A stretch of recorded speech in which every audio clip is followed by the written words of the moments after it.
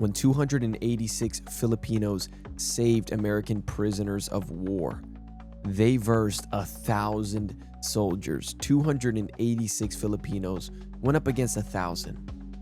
And these Filipinos saved in what's known as U.S. military history of one of America's greatest rescues. Because in this guerrilla warfare, they were able to do this, and it was tactical brilliance. A lot of people linked this over and said, you have to see this vision. So without further ado, come join me, guys. Let's go. The Invisible Shield, how 286 Filipino guerrillas made America's greatest The rescue Americans possible. called it the greatest rescue mission in their military history. Wow. 500 prisoners of war, men who had survived the Bataan Death March, 3 years of starvation, disease, and torture in the most brutal prison camps the Japanese Imperial Army ever ran. Men who were scheduled to be executed, saved in a single night by the elite 6th Ranger Battalion in a surgical strike so precise it became the template for every special operations rescue that followed. Hollywood made a film about it. Really? The U.S. Army wrote it into their manuals. The Rangers became legends. But there is a number that does not appear in the American version of this story. 286. That is the number of Filipino guerrillas who stood between the U.S. Rangers and total annihilation while the rescue was happening.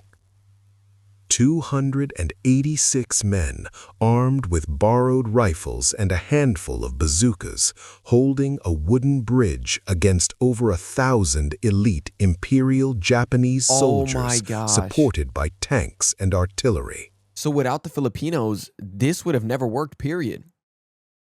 Because there was 1,000 other Japanese men ready and basically going to ruin the entirety of the plan. And the Filipinos, 286 said, I got this. Ain't no worries about it. I got this. 1,000, no problem. Unbelievable, bro. For 2 straight hours in the pitch-black Philippine jungle. The Japanese lost hundreds. The Filipinos lost nobody. Yo. Not one man. That's insane. And the world never heard their name. Yeah, that's crazy. I never heard of this. January 1945. The Pacific War is turning. MacArthur has returned to the Philippines as he promised, and the Japanese Imperial Army is retreating. But retreating armies are not defeated armies. They are angry, cornered, and dangerous. Yeah. Inside the Cabanatuan prisoner of war camp in Nueva Ecija, 500 Allied prisoners are running out of time. These are the ghosts of Bataan, men who survived the death march of 1942, who have spent 3 years being starved, beaten, and worked to the edge of death. So sad. They are skeletal. Many cannot walk. The Japanese call the ward where the worst cases are kept the Zero Ward. It is where men go to wait for death. That's so sad. American intelligence has intercepted a Japanese order.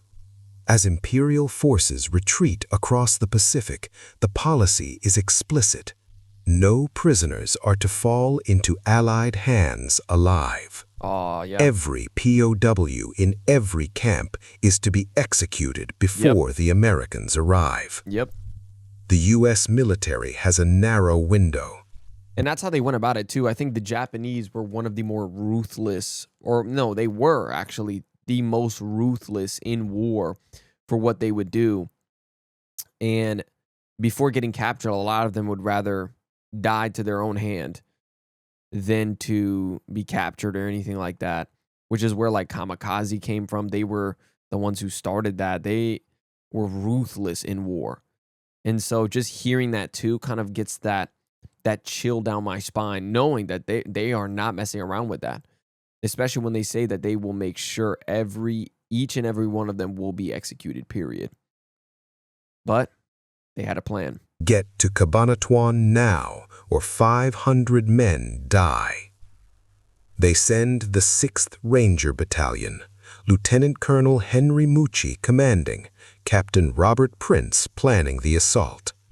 Elite soldiers, West Point graduates, the best trained raiding force the U.S. Army can field in the Pacific Theater. Yep.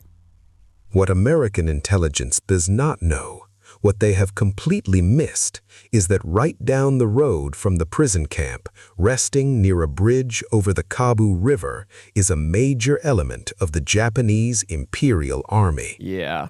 Over 1,000 battle-hardened soldiers, the rear guard of the Tiger Division.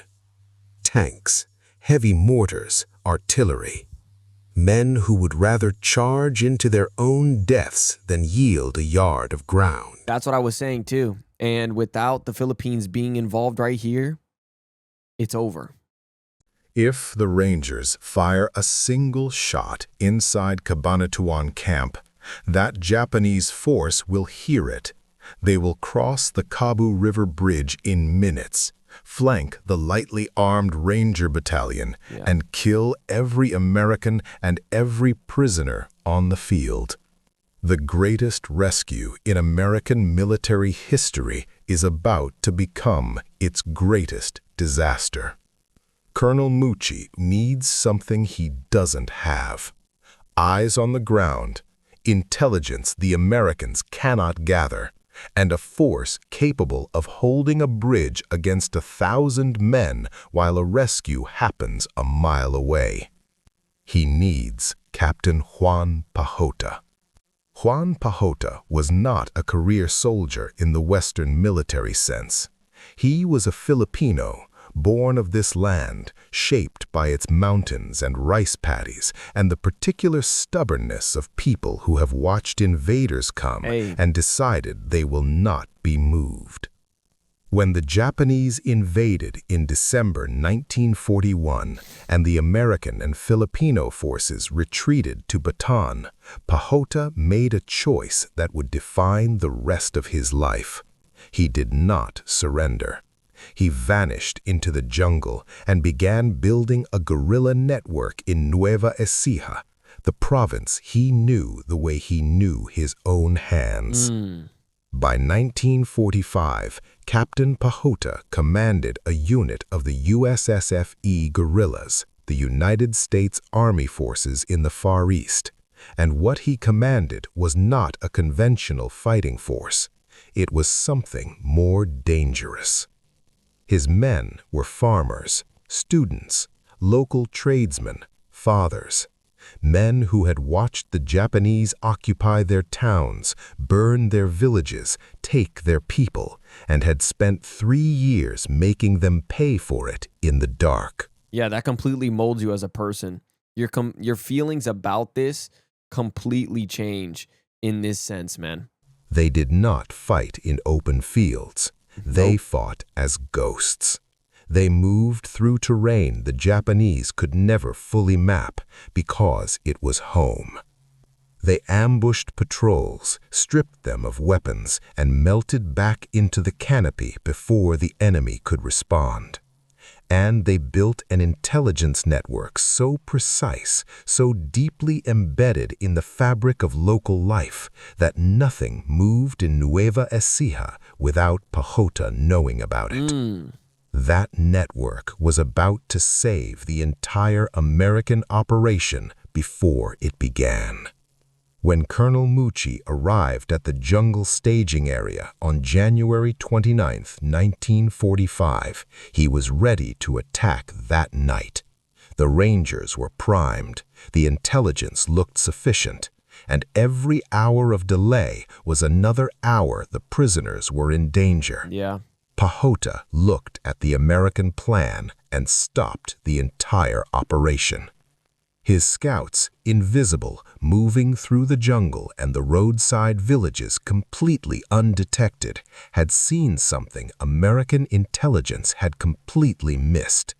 a massive Japanese division was currently moving past the Cabanatuan camp on the main highway. Wow, bro. If the Rangers attacked on the 29th, they would emerge from the jungle directly into the path of thousands of retreating Japanese troops. The Filipinos saved them. Mucci was a West Point graduate, a decorated officer, a man accustomed to giving orders, not receiving them from a local guerrilla commander.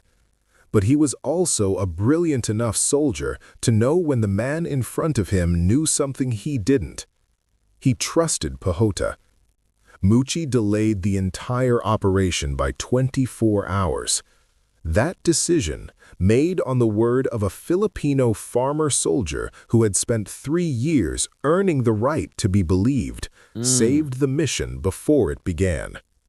By January 30, the bulk of the Japanese force had moved past, but their rear guard, over 1,000 men with tanks and artillery, had stopped to rest near the Kabu River, right next to the bridge. Oh, dude. Now the geometry of the raid is set.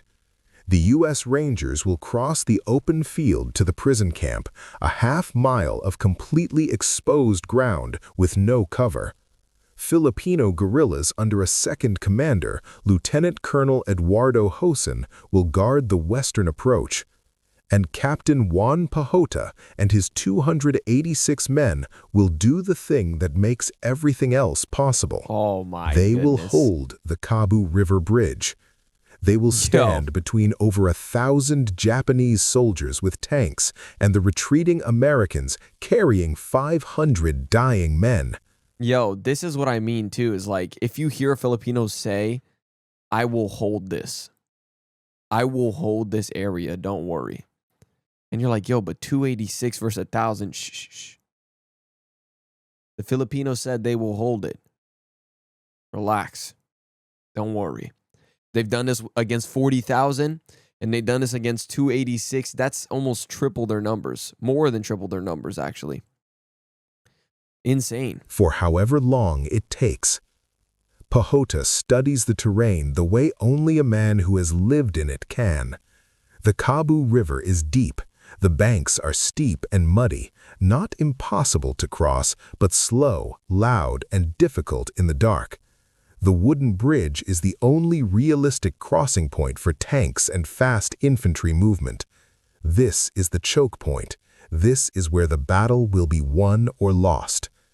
He deploys his 286 men in a V-shaped formation on the near side of the river, fanning outward from the bridge exit into the dense brush along both banks. They are invisible. Every weapon, M1 Garands, Thompson submachine guns, Browning automatic rifles, and 4 precious bazookas recently supplied by the Americans, is trained on one narrow piece of wood. And then Pahota issues the order his men do not expect. Do not blow the bridge. Not yet. If they destroy it immediately, the Japanese will fan out, wade through the shallower water downstream under the cover of darkness, and flank the Filipino positions. See? Pahota wants the Japanese to try to cross. He wants them to believe the bridge is open. He wants them stepping onto that wood before they know what is waiting for them on the other side. Yeah, that's incredible. He is using the bridge itself as the weapon. On January 30, 1945, a United States Army Air Force P-61 Black Widow night fighter appears over the Cabanatuan camp. The pilot cuts his engines. The massive aircraft drops in complete silence, gliding over the watchtowers, the barracks, the Zero Ward. The Japanese guards stare upward, transfixed. They believe an American plane is crashing into their camp. While every pair of Japanese eyes in the compound points at the sky, the U.S. Rangers cover the last 100 yards of open field on their stomachs and slip into position. Holy moly, The dude. engines restart. The Black Widow pulls away into the dark. And then, the Rangers open fire.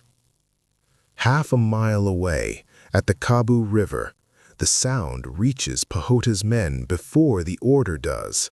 They hear the eruption of That's gunfire, and they tighten their grips on their weapons, and they wait. The Japanese hear it too. Yo. The reaction is immediate. The Japanese rear guard commander knows the POW camp is under attack. He rallies his force.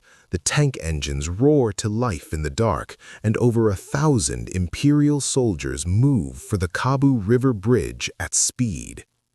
They have no reason to believe anything is waiting for them. The intelligence they have on Filipino guerrilla activity in the area does not account for what Pahota has built. Yep. They are moving to overwhelm a small raiding force. They are moving to save the prisoners and destroy the Americans. The lead tank reaches the bridge, rolls forward. Its tracks find the wooden planks. Pahota gives the order. The Filipino bazooka teams fire. The first rocket hits the lead tank dead center. The explosion tears it apart, the turret blown clear, the hull burning, the wreckage filling the narrow bridge with twisted, flaming steel. The second tank tries to reverse.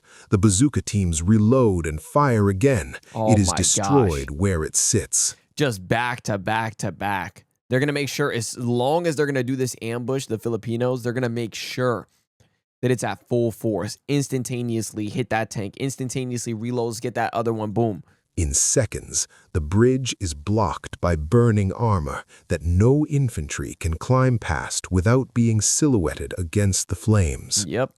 And Pahota's V formation opens up. 286 rifles, submachine guns, and automatic weapons fire simultaneously into the choke point. Yep. The Japanese infantry trapped behind their own burning tanks has nowhere to go. The kill zone is exactly what Pahota designed it to be: concentrated, overlapping, lethal from every angle. For the first time that night, the Japanese Imperial Rear Guard understands that they have walked into something they did not see coming. They do not give up. For 2 hours, the Japanese commander throws everything at the bridge. Wave after wave of infantry charges the burning choke point. They won't stop. Banzai charges in the dark. Hundreds of men screaming and rushing the bridge exit where Pahota's men are waiting. And doing this in the dark is just as impressive. There was no night vision goggles, none of that. Doing all this. Oh, man. And this is the scary part, too. It's like Filipinos know their thing inside and out. So you're already in that territory, and these men, they have lived in these jungles, bro, and they've lost no soldier in this, versing almost triple their amount. Barrels of the Browning automatic rifles glow red hot. The Filipino gunners pour water from the river over their weapons to keep firing. What? The Japanese try the water. Squads of infantry move down the steep, muddy banks towards the shallower crossings downstream, moving quietly in the dark to flank the Filipino positions. Pahota had anticipated this. He had placed submachine gun teams dug into the mud at the waterline hours before the battle began. He knew. As the Japanese infantry enter the water, the Tommy guns find them in the dark. No one crosses. At the prison camp, the Rangers are working fast. The locks are blown, the guards are neutralized. The prisoners are being pulled from their cells, some walking, some carried, some loaded onto wooden carabao carts provided by Filipino civilians who drove them to the edge of the jungle and waited. Colonel Mucci fires a red flare.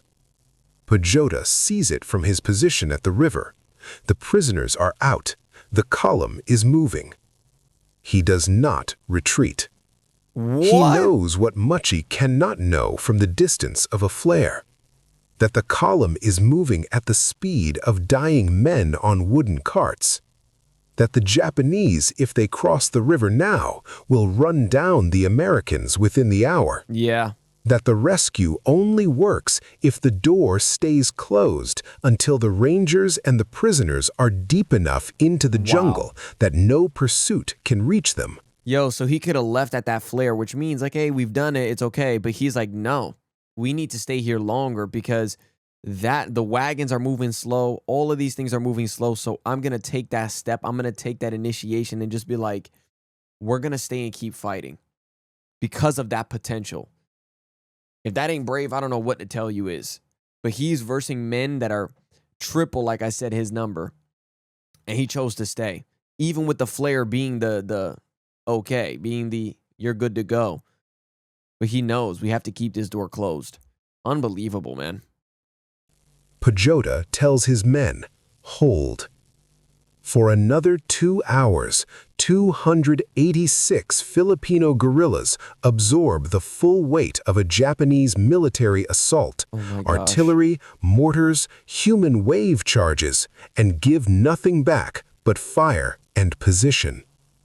At midnight, Pajota is satisfied. The Americans have enough time. He orders the withdrawal. It is disciplined, deliberate, squad by squad, each element covering the one behind it. And before the last Filipino guerrilla leaves the riverbank, the bridge detonates. The explosives Pajota had wired hours before blow the wooden crossing to splinters. Oh my gosh. The Japanese armor, their tanks, their 1,000 men, all of them are on the wrong side of a river with no way across. The shield holds. The Great Raid on Cabanatuan is recorded as the most successful rescue operation in the history of the United States military. That's incredible. 511 prisoners of war were freed. Wow, the U.S. Rangers suffered 2 men killed. The operation became the foundational case study for every special operations rescue mission that followed. I have chills. Colonel Mucci received the Distinguished Service Cross. Captain Robert Prince received, as deserved, by the way, as deserved. Holy. Received the Distinguished Service Cross. Captain Robert Prince received the Distinguished Service Cross. The Rangers were celebrated, decorated, and justly honored. Captain Juan Pajota received the Bronze Star. The man whose intelligence saved the mission before it started, whose 286 men held over 1,000 Japanese soldiers at the river for 4 hours across 2 separate engagements, whose discipline and tactical positioning produced a result that military analysts still struggle to explain. An intense multi-hour engagement against overwhelming numbers with 0 friendly casualties. 0. The Bronze Star. History is written by the people with the cameras. The American journalists who covered Cabanatuan filed their stories about the Rangers. The Hollywood film made in 2005 gave Pajota a supporting role in his own battle. In the years after the war, he returned to the land he had fought for. But that's another thing too, is of course, right? Because the U.S. Rangers, sure, it was for their own soldiers, so it's understandable as to why they wouldn't even mention this. But once you know the reality, similar to like certain things you learn in history in class, like they don't teach you everything. But then when you find out about it, which thankfully you and me both just did, then when you find out about it, then you realize like, oh my gosh, there was more people to this story, because these 286 Filipinos versing 1,000 Japanese soldiers on their own, if they had not done that, it's over. The whole story for the U.S. Rangers having the most successful mission and having all of these things would not have worked, period, without those 286 Filipinos. They made this rescue possible. That's it. There is no question about it. And I think at least there's that. And I know the Hollywood movie they made about it, they didn't even mention it, which is a little sad. But again, this happens even in history class, right? Like you go to school, you learn these things, but then you just don't learn about this, right? Like these things are just as important, but I'm glad that it's now rather than later, right? It's better now than later, and we got to learn it. This is the crucial piece. He lived a quiet life in the province his men had bled for. Oh. He died in 1995, 50 years after the night he held a bridge against an army so that 500 strangers could go home. The farmers and students and local men who stood beside him at the Kabu River went back to their fields and their towns. Some of them are still alive. Most of them are not. The wooden bridge is gone. The river is still there. History measures its battles in the famous names, the decorated generals, the elite formations with their unit citations and their films and their museums. But sometimes the most important man on the battlefield is the one who held the door, the one who absorbed everything the enemy had and gave the heroes behind him the time they needed to become heroes. He's exactly the reason heroes are even possible in this story. And the beautiful thing is he is also the primary hero. Period. Captain Juan Pajota held the door. He held it for 2 hours when he had to. He held it for 4 when he needed to. And 500 men came home because he did. Bro, what an incredible story. Thank you guys so much for linking this over. And also, maybe you guys learned something today too. I am just blessed to have seen this, found out more about the history of what really happened. And honestly, I want to know your thoughts in the comments below. I love you guys. Till next time. Peace. How good you been living? Wait, how good you been living? I've been living too good for you. I've been living too. Did what I did and I do it again. Every move that I make, I ain't feeling repent. Nobody believes to believe it's a friend, and you question your moves like you really won't end. Really?